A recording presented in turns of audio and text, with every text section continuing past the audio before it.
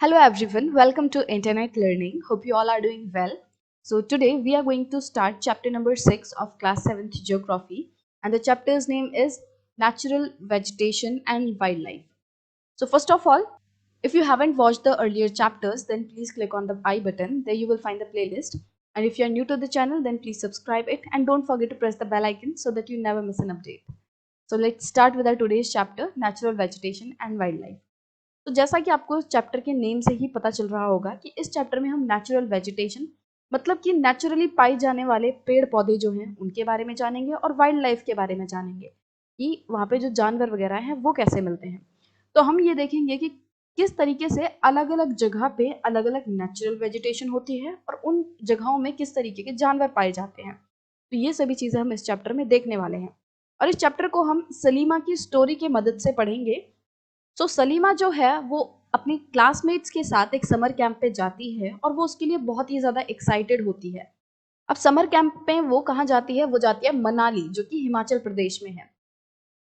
She recalled how surprised she was to see the changes in the landform and natural vegetation as the bus climbed higher and higher.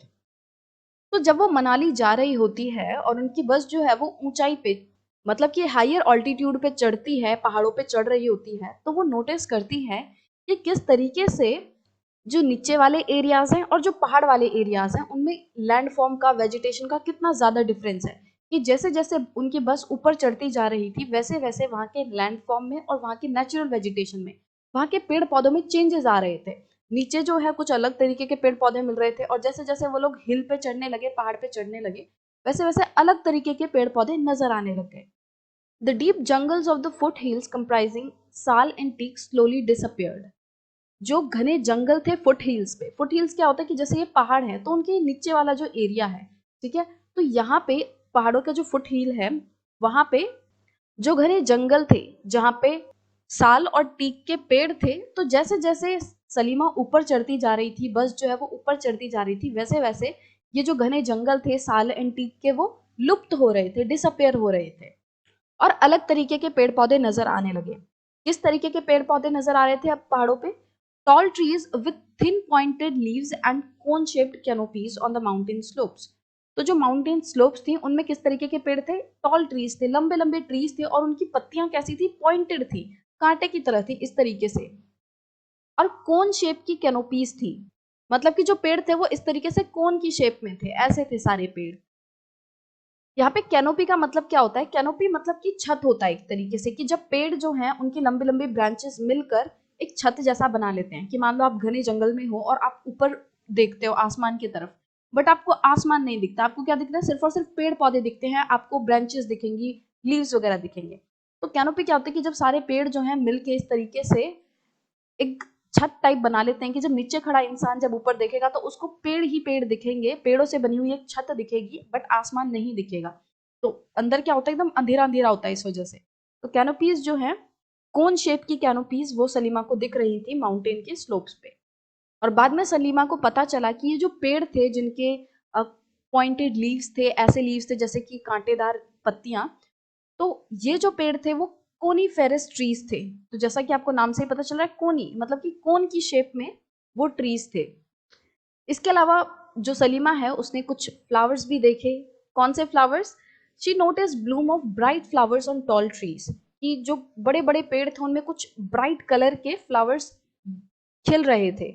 और बाद में सलीमा को पता चला कि ये जो फ्लावर्स हैं वो कौन से हैं? रोडोडेंड्रॉन्स। इन फ्लावर्स को रोडोडेंड्रॉन्स कहते हैं। जैसा आप पिक्चर में देख सकते हो कि किस तरीके से ब्राइट पिंक कलर के ये फ्लावर्स हैं।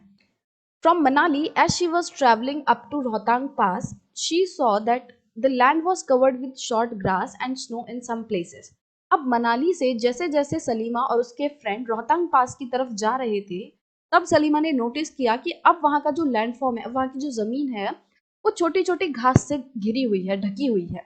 वहाँ के लैंड पे क्या है? छोटी छोटी घास है और कहीं कहीं पे बर्फ पड़ी हुई है, कहीं कहीं पे स्नो है।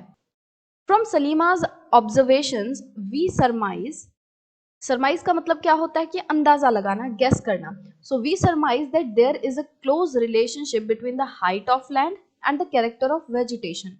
तो जो भी सलीमा ने अभी तक अपनी कहानी बताई उसके हिसाब से हम ये अंदाजा लगा सकते हैं कि जो एक लैंडफॉर्म है, जगह, और उस जगह पे पाए जाने वाली जो वेजिटेशन है उसका बहुत ज़्यादा गहरा रिलेशन है। किस चीज़ से? उस जगह की हाइट से।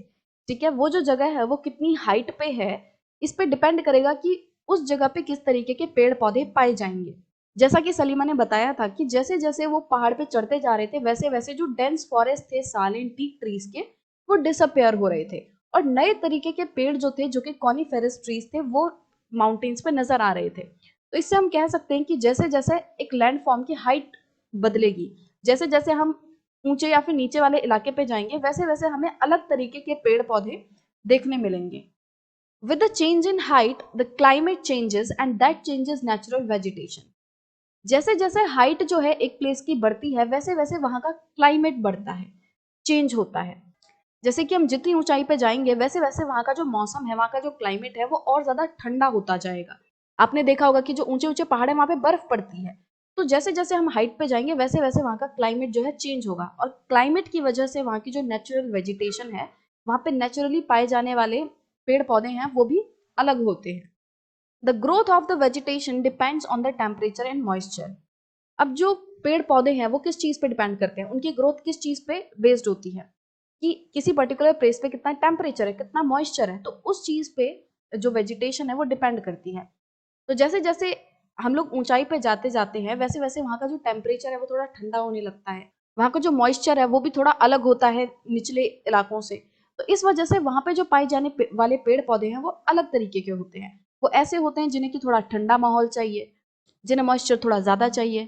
और टेम्परेचर एंड मॉइस्चर के अलावा भी कुछ फैक्टर्स हैं जैसे कि slope and thickness of soil, जिन पे की वेजिटेशन की ग्रोथ डिपेंड करती है कि जो ढलान है माउंटेन वगैरह की वो कितनी है।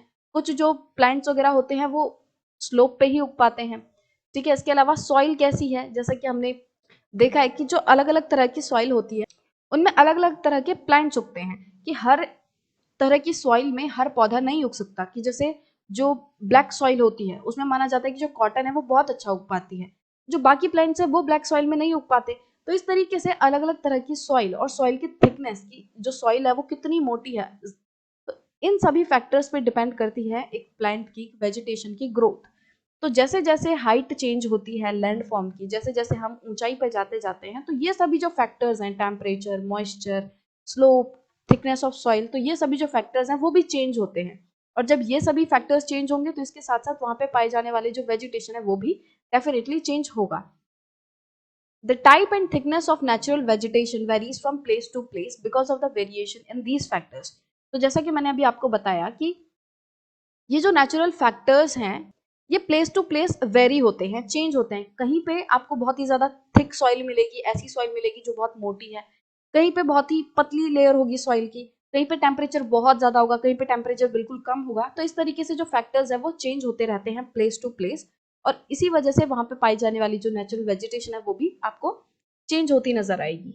अब जो हमारी नेचुरल वेजिटेशन है उसको हमने कुछ कैटेगरीज में बांटा हुआ है, और नेक्स्ट सेशन में हम इन्हीं कैटेगरीज के बारे में पढ़ेंगे कि नेचुरल वेजिटेशन जो है वो किस किस तरीके के होते हैं, जैसे फॉरेस्ट हो गया, ग्रासलैंड हो गया। तो ये सभी चीजें हम नेक्स्ट वीडियो में पढ़ेंगे।